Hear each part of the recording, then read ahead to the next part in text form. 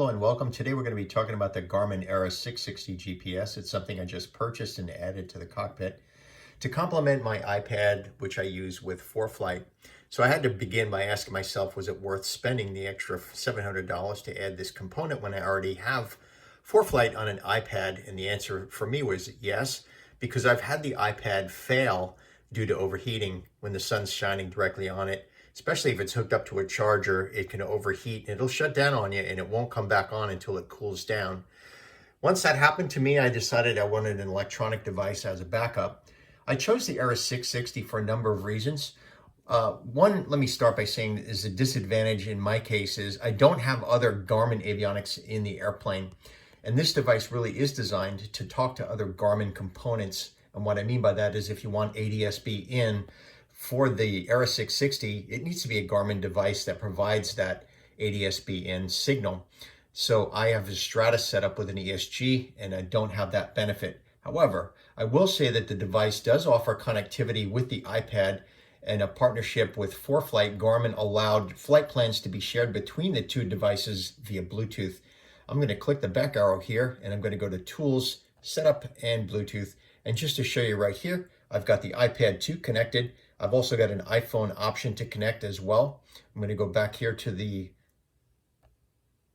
flight plan. And just to show you, we're looking at an apples to apples comparison here. I've got the low altitude chart on both devices. Of course, I can simply, by clicking here, I can change that to a VFR chart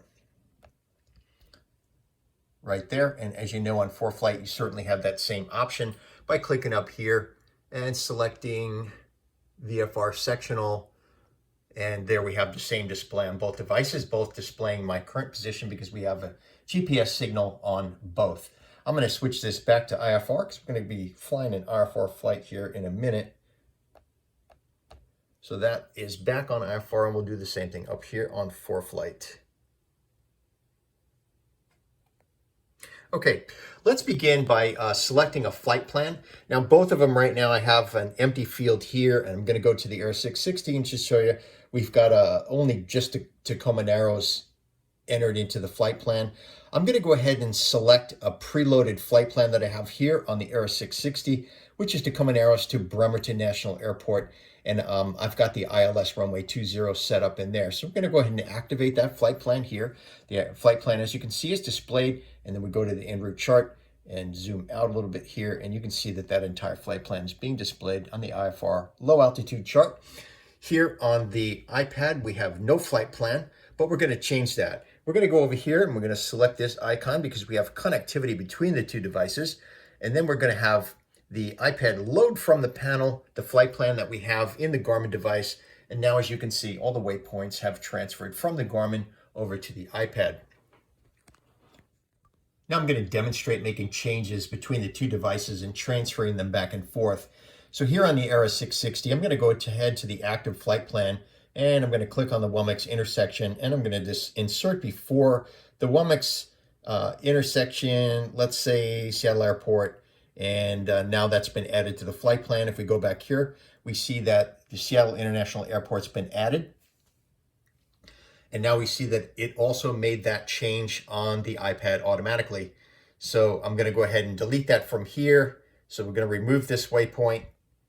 Now that change has been made here. It hasn't yet been made down here on the Aera 660. We're going to change that again by clicking on this icon right here. And then we're going to say send to panel. We send it to the panel, and that change has been reflected on the Aera 660. So you can see that you can make changes on the fly between the two devices, and they talk to each other, so you don't have to go through all the effort of manually entering those changes on a second device. There are several other things that I prefer on the Aera 660 over the ForFlight display, one of which is the Direct To feature. If I hit Direct To right here, and let's say I want a nearest airport, and I want to select, let's say I want to go to Boeing Field, so I go ahead and click Boeing Field and activate. Now that change has been made here, as you can see, and if you go over here to Flight Plan, that's the only waypoint that's going to show up in there is Boeing Field, since we're flying directly to it. Now it's asking me on the iPad, do I want to load that route that I just changed? I'm going to say yes to that. And as you can see, then it's a direct from our present position to Boeing field, and that change is also reflected in the iPad ForFlight flight plan. Now I'm going to go ahead and go back to the Aera 660, and one of the nice things about it is if I go to the back to the flight plan here, and then I click the menu button and then say resume flight plan, all my waypoints come back in, and as you can see on the chart, that's my original flight plan. Now the iPad is asking me if I want to make that change. I say yes, and it changes back to the original flight plan. However, if I do a direct to on the iPad, it's a little bit cumbersome. Let's say I want to do a direct to the Seattle airport here, Seattle Tacoma, and I say add that to, or I do a direct to. It does the direct to, but as you notice, it wipes out my entire flight plan. There's no way to get that back. It's got my present position to the Seattle airport, but everything else disappears. That is not the case with the Aera 660. As I showed you earlier, you can resume the entire flight plan. Let's go ahead and restore our original flight plan from the Garmin device, and there it is. Now we're going to go ahead and fly a simulation. I'm going to initiate that here on the Aera 660, and I'm going to hit the back arrow here, go to GPS, and I'm going to start the simulator.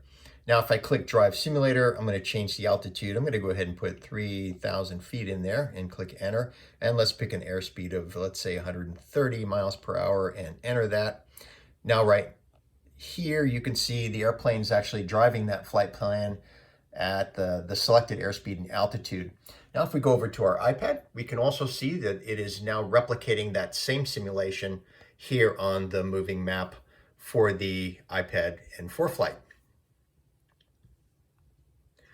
Now I'm going to go ahead and show you the synthetic vision feature on the Aera 660. So if we click the back arrow and go to synthetic vision, right now it's simulating that it's receiving an ADS-B signal from a Garmin device. So you're getting the full synthetic vision benefit.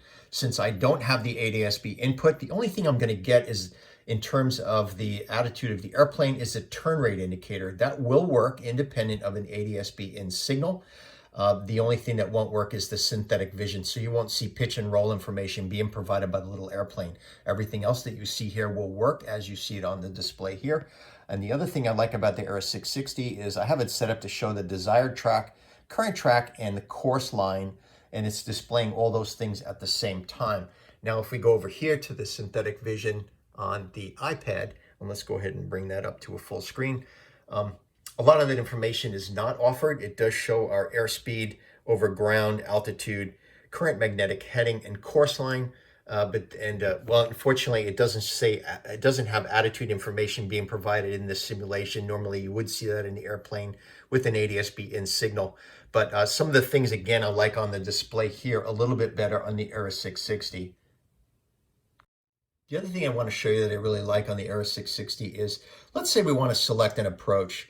And we're going to pick, of course, we're flying to Bremerton National Airport. So we're going to pick an approach for Bremerton National, and we're going to pick the ILS runway 20. Let's go ahead and activate that. So now, as you can see, our flight plan goes immediately to the initial approach fix, which is the WMX intersection, and then it takes us to runway 20 threshold, which is the missed approach point. That's something ForFlight will not do. It doesn't offer the missed approach point, in this case, the runway threshold. You can only bring up the airport as a waypoint itself. And there is certainly a difference based on the location of the threshold versus the airport itself. So that's a benefit. Now, if we go back here to our chart, we see that it's flying that approach directly to the WMX intersection, and then it's going to make a left turn and then bring us down to the runway 20 threshold. Now, if we go back here to this menu and bring up waypoint, it automatically loads the Bremerton National Airport, in this case, the ILS or localizer runway 20 approach. If we expand that, we can see that approach plate, and the airplane is georeferenced on the plate, much the same way that ForFlight does in the iPad. The other thing that the Aera 660 does that the iPad cannot do with ForFlight is if you go to Tools and bring up the VNav profile, it automatically inserts the runway 20 in here because that's the selected approach that we have.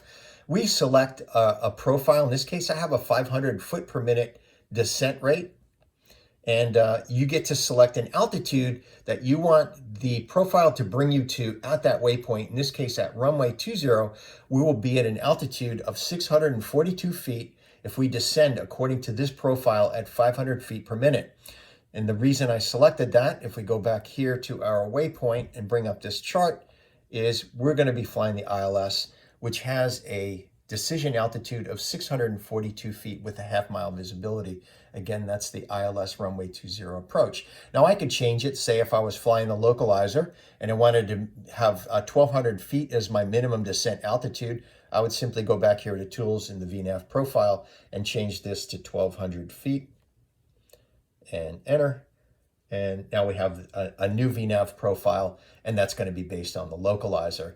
Now that's going to be displayed here in the synthetic vision when we approach that profile, and it's going to be much like a glide slope indicator on an ILS.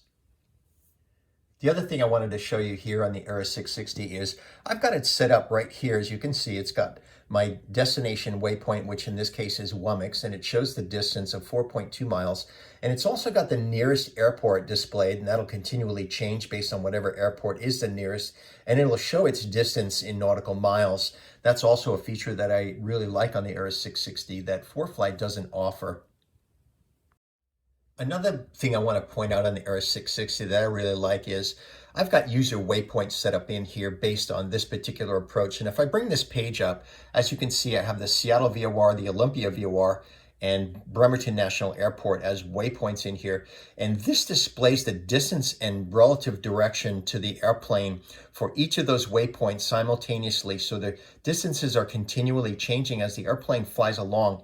That's something I really like because it's providing DME information for multiple waypoints during my flight. And that's particularly of use to me when I'm in the hold at the Caro intersection, which is based on a radial off the Seattle and Olympia VORs. Here we can see the synthetic vision on the iPad following the simulation being generated by the Aera 660 as we make our turn to the final approach. And here's that same turn being demonstrated here on the Aera 660 using the 3D vision. As you can see, the turn rate indicator is turning as well as the little airplane. That little airplane will not turn in the cockpit for me due to the absence of the ADS-B signal, but the turn rate indicator will function as you see it here. And here we are coming to the final approach course, and you can see the little runway ahead being demonstrated there on the Aera 660. And as I pan over here to the iPad, you can see the same information being provided there. Now the map display, you have the option of showing, as I showed earlier, both an IFR chart or a VFR chart right here in the chart view. But the default view, when you go to the map setting here, and I really like this compass arc, that's also something that you don't get in ForFlight, the compass arc showing the magnetic heading and the relative magnetic headings on the compass rose as you fly along. And the other thing is you see that this is a digital map version right here that you can choose, or as I showed you there in the previous view, the IFR low or the VFR sectional charts. Here I can change this digital view also to an IFR chart, and there it is.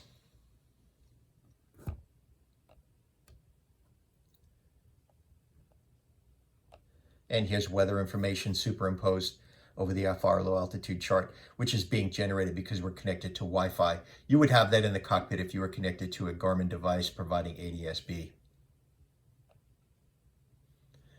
So that's a quick overview of the Aera 660 and how it benefits someone in the cockpit who does use ForFlight on an iPad. Even without connectivity with other Garmin devices, I find it very useful for my purposes.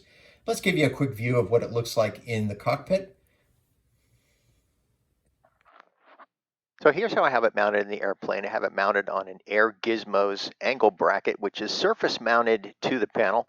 And then inside the angle bracket is the Air Gizmos actual panel mount for the Aera 660. And it fits snugly in there. It looks clean and neat, blends right in with the panel. There's the Air Gizmos logo. And It was a fairly easy install. I've got this mounted and attached to the ship's power, so it powers up when I bring the master switch on. The angle helps in a number of ways. Certainly makes the view better because when you're seated in the pilot position, it's easier to see because it's facing you, and it's also easier to access the controls. And then here I have my iPad mounted on a RAM mount on the control wheel. One of the things I also want to mention, and I haven't done this yet, but I do plan on doing it. I've watched videos on some really smart guys that were able to figure out how to interface this device with their simulator at home. And I fly X-Plane 11. I want to be able to connect this to X-Plane 11 because I believe in training on the simulator exactly the way you fly the airplane. I've done a bunch of that with the iPad. I've had this connected to the simulator. In fact, I almost always do. And that's why I became really proficient with the iPad, is training and flying with it at home before I even put it in the airplane. And there is a way to take this device. You have to buy the auxiliary power cable that mounts to the back of the device. And then you have to hook it up to a serial port that converts a serial port to USB. It looked pretty simple. It's 3 wires. So I'd like to do that and fly with that at home. So that's another capability that you have with the Garmin Aera 660. So that's about it for our quick overview of the Garmin Aera 660 and how it complements the cockpit when using an iPad with ForFlight, even if you don't have connectivity with other Garmin devices. Thanks for joining me today, and I hope to see you again next time.